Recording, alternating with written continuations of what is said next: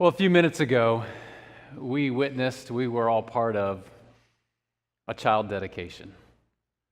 And every child dedication is special, but in some ways, that child dedication was a little more special. The Tima family, having come to us from Congo, has been through a lot. They were refugees escaping the horrific war that has gone on there for some 2+ decades. They had been separated at points in their fleeing the country. They wondered if they would ever see one another again. If we ever think and wonder whether peace is really all that important, from now on, all we need to do is look at Hadassah and understand that peace is important, that peacemaking is an investment in our future, and that we all play a role.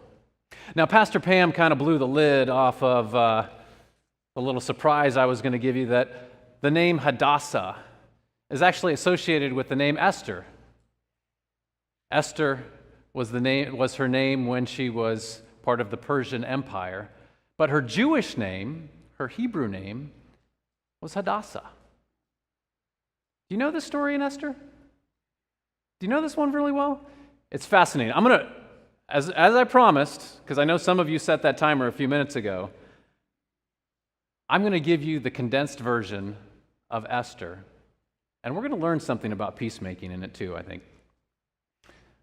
Persian King Ahasuerus, a guy who was known to show off his wealth, a guy who loved to be in charge.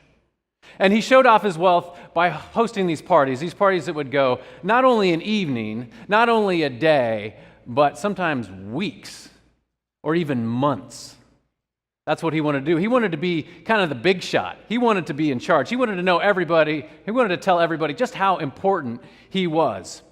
And so one of the times he was at a party, he was bragging about how beautiful his wife Vashti was. He said she was the most beautiful in all of the land.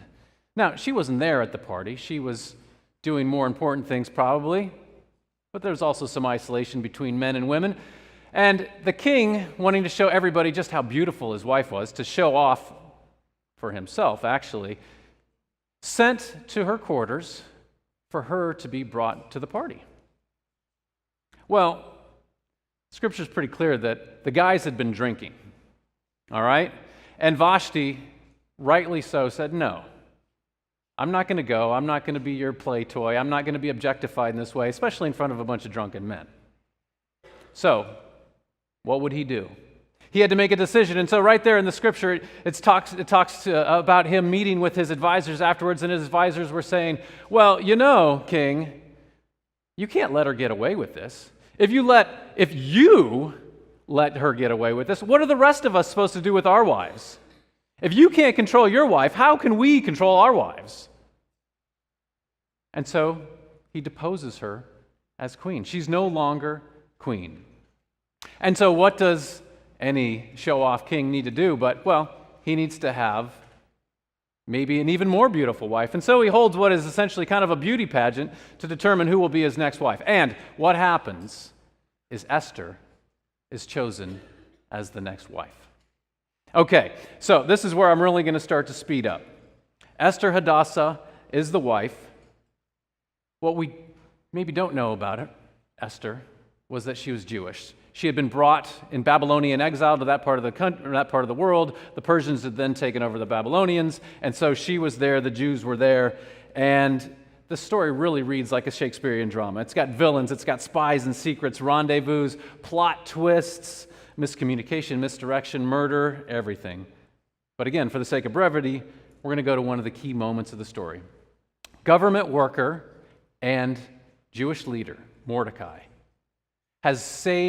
earlier in the book, had saved the king by spoiling a coup attempt that Mordecai had found out about.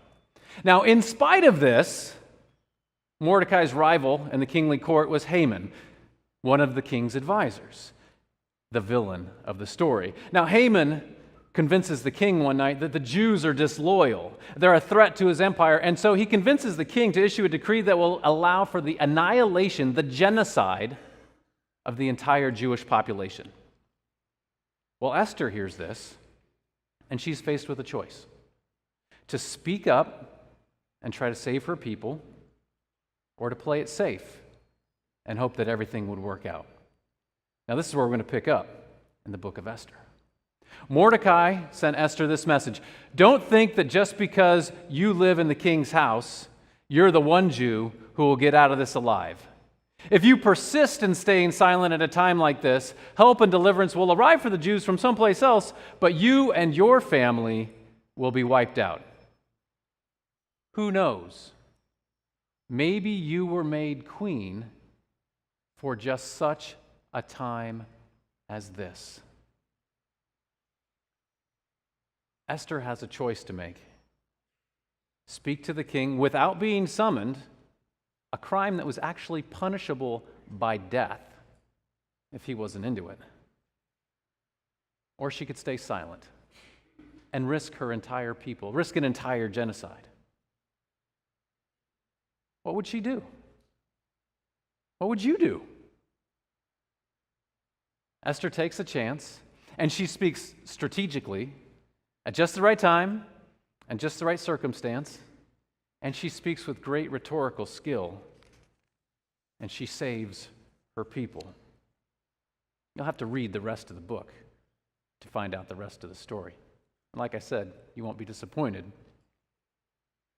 But what does all that have to tell us about peace today? What does all that have to tell us about what we're to do in this world that looks quite a bit different, but a lot of those themes sound the same? What does this have to do with peacemaking, the investment? 3 things.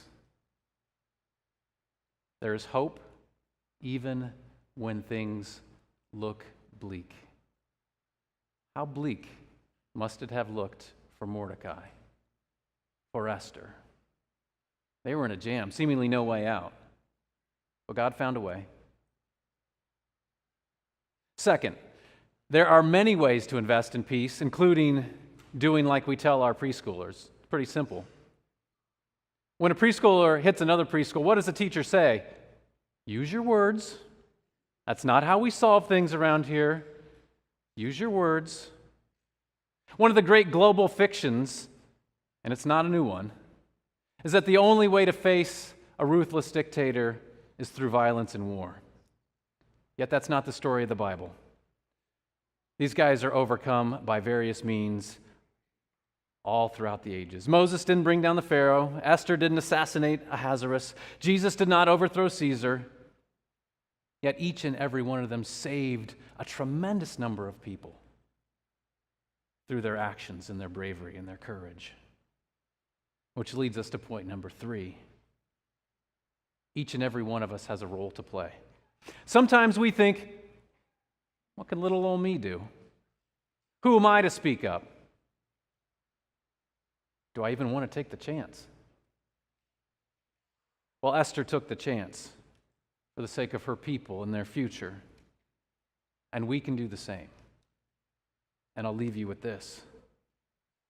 Just like Mordecai says, who knows? Maybe you were made for just such a time as this.